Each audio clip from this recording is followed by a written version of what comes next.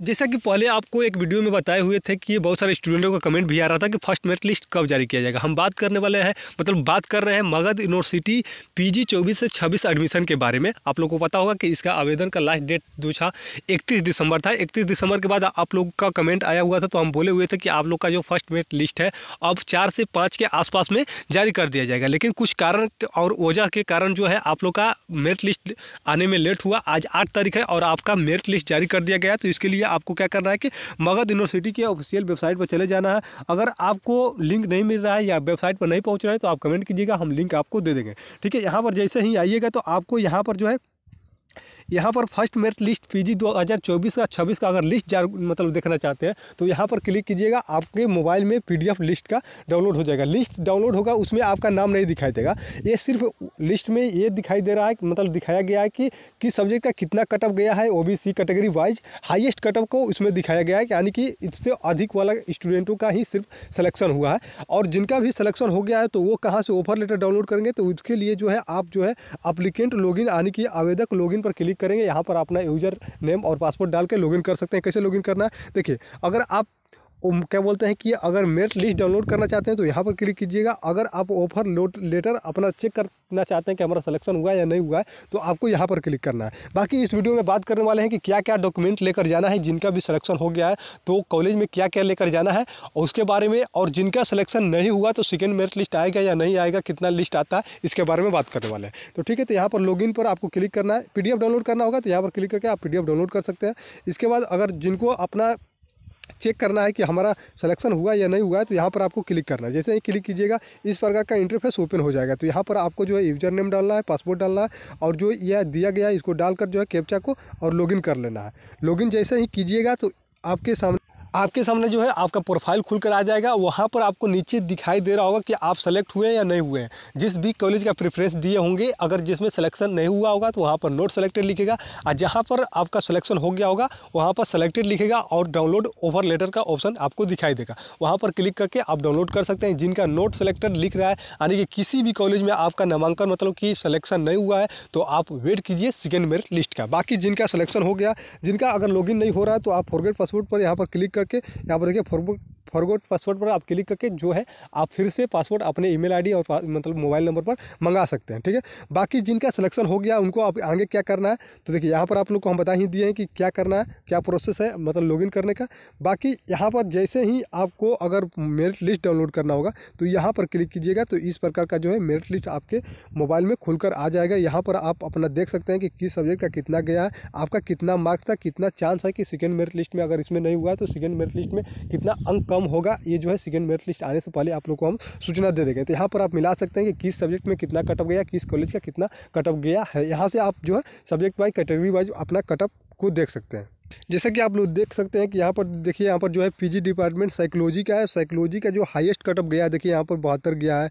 72 मान के चलिए 72, देखिए 72 70 ऐसे ही कैटेगरी वाइज यहाँ पर देख सकते हैं। फीमेल का मेल का जो है यहाँ पर दिया हुआ है और नीचे में बहुत सारा सब सब्जेक्ट का सब कॉलेज का यहाँ पर है। तो आप जो है उसको अच्छे से चेक कर सकते हैं कि किस सब्जेक्ट का कितना कटअप गया है, किस कॉलेज का कितना कटअप गया है, किस कैटेगरी का कितना कटअप गया है। आप मिला लीजिए ताकि अगर आपका फर्स्ट मेरिट लिस्ट में नहीं नामांकन हुआ है तो सेकेंड मेरिट लिस्ट में अगर चांस है या नहीं चांस है तो आपको पता चल जाएगा। ठीक है, बाकी बात करते हैं कि जिनका सिलेक्शन हो गया है तो उनको क्या करना है, आगे का प्रोसेस क्या क्या डॉक्यूमेंट लेकर जाना है कॉलेज में वेरिफिकेशन कराने के लिए। तो यहाँ से आप देख सकते हैं, देखिए नामांकन के लिए जरूरी दस्तावेज यानी कि ये इंपॉर्टेंट डॉक्यूमेंट है जिसको आपको लेकर जाना है। ग्रेजुएशन का जो है फर्स्ट सेकेंड ईयर और थर्ड ईयर का मार्कशीट और 10वीं का मार्कशीट ओरिजिनल लेकर जाना है। ठीक है, और यहाँ पर देख सकते हैं 12th का। ठीक है, यानी कि ग्रेजुएशन का first year, second year, third year और 10th का और 12th का मार्कशीट, यानी कि जितना भी आपके पास मार्कशीट है अभी पास हुए हैं 10th लेकर ग्रेजुएशन तक,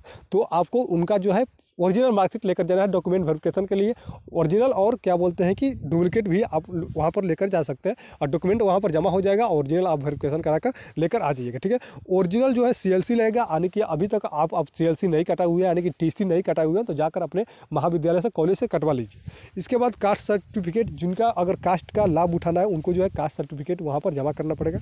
यहाँ इसके बाद आधार कार्ड और माइग्रेशन सर्टिफिकेट उनका लगेगा जो अनदर यूनिवर्सिटी से, यानी कि आप ग्रेजुएशन किस सब्जेक्ट मतलब कि किसी और यूनिवर्सिटी से किए हुए हैं, मगध यूनिवर्सिटी से नहीं किए हुए हैं, तो आपको माइग्रेशन सर्टिफिकेट लेकर जाना पड़ेगा, नहीं तो आपका एडमिशन जो है रद्द हो जाएगा। तो जमा कर सकते हैं। अगर आप टीसी और माइग्रेशन अभी तक नहीं कटाए हुए हैं तो उसके लिए एप्लीकेशन भी वहाँ पर 10 दिन 15 दिन का दे सकते हैं।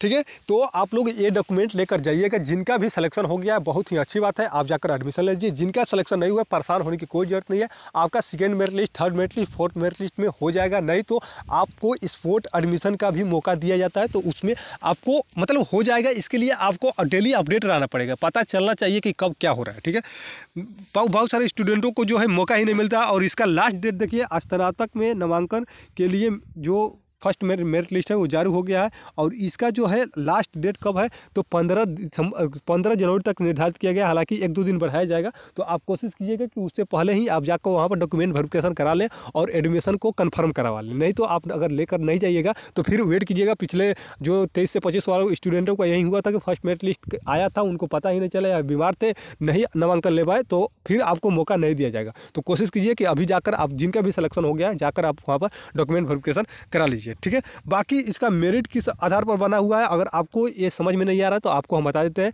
और इसी आधार पर second merit list, third merit list, fourth merit list भी जारी किया जाएगा। यानी कि देखिए, अगर आप सत्र जो है 20 से 23 के स्टूडेंट हैं तो आपका कटौती 2 अंक कटौती का मतलब आप पहले ये समझ लीजिए। मान के चलिए कि आप 21 से 24 का स्टूडेंट है और एक स्टूडेंट जो है 20 से 23 का स्टूडेंट है, उसका भी हनर्स में 70% है, आपका भी हनर्स में 70% है, तो उसका जो गिनती होगा 2 अंक घटाकर होगा। यानी कि उसका जो अंक होगा 2 अंक घटाकर, यानी कि उसका 68 पर मेरिट बनेगा, आपका 70 पर मेरिट बनेगा, क्योंकि आप रेगुलर स्टूडेंट है। ठीक है, अगर आप 19 से 22 के स्टूडेंट हैं और किसी कारण आपका नामांकन नहीं होगा, आप एडमिशन ले रहे हैं, तो अगर आपका भी 70 नंबर है तो मतलब ये 70 से ये समझ लीजिए, और मतलब कि परसेंटेज अगर 50 है तो 50 से आपका 2 नंबर घटा दिया जाएगा। अगर आपका 78 है तो आपसे का 2 नंबर घटा दिया जाएगा, अगर आप मतलब पिछले सेशन का है तो। ठीक है, 22 से अगर 19 से 22 के हैं तो आपका 3 अंक घटाया जाएगा, अगर बराबर मार्क्स हो रहा है तो, यानी कि सब में घटा दिया जाएगा। बाकी यहाँ पर देख सकते हैं कि 28 से 21 है तो आपका 4 अंक घटा दिया जाएगा, यानी कि 4 अंक घटा दिया। अगर आपका 53 है तो 53 से आपका 4 अंक घटा दिया जाएगा, आपका 60 है तो 4 अंक घटा दिया जाएगा। अगर आप पिछले सेशन का है तो 17 से 20 के है तो आपके 5 अंक घटा दिया जाएगा, और 17-20 से पहले से अगर कभी भी है, यानी कि आपका 15 से 18 था या क्या बोलते हैं 14 से 17 था, तो आपका जो है 5 अंक घटा दिया जाएगा। आपका जो ऑनर्स में जितना परसेंटेज है उससे 5 अंक घटा दिया जाएगा। बाकी जो रेगुलर स्टूडेंट हैं जिनका जितना मार्क्स आया हुआ है 21 से 24 वालों का, उनके लिए खुशखबरी है, और उनका मार्क्स नहीं घटाया जाएगा, जितना है उतना पर ही उनका मेरिट बनेगा। और अगला जो स्टूडेंट हैं जो पिछले सेशन का है उनका जो है अंक घटाया जाएगा, लगभग 5 अंक तक घटाया गया है। क्या कंडीशन है आप देख सकते हैं सेकेंड मेरिट लिस्ट में, ठीक ऐसा ही होने वाला है। तो आप लोगों को परेशान होने की जरूरत नहीं है। अगर जिनका सिलेक्शन नहीं हुआ है वो सेकेंड मेरिट लिस्ट का वेट करें, और जिनका सिलेक्शन हो गया वो जाकर डॉक्यूमेंट वेरिफिकेशन कराएं। उम्मीद करते हैं आप लोगों को जानकारी अच्छा लगा होगा। इसी प्रकार आपका सेकेंड मेरिट लिस्ट का कितना कटअप जाने वाला है वो भी जानकारी आप लोग को इस चैनल के माध्यम से मिल जाएगा। तो मिलते हैं नेक्स्ट वीडियो में, तब तक के लिए धन्यवाद। जय हिंद, वंदे मातरम।